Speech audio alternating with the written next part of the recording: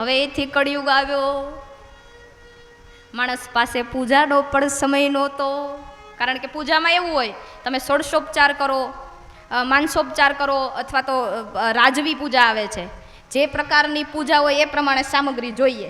હવે એટલી બધી એકત્ર કરવીને પૂજામાં નિયમ છે કે બેઠા પછી ઊભું થવાય નહીં, અને જો ઊભા થયા તો પૂજા ખંડિત.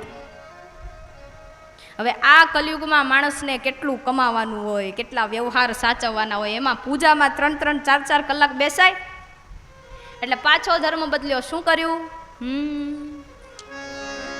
હરતા ફરતા કરીએ કામ, લેતા જઈએ રામનું નામ.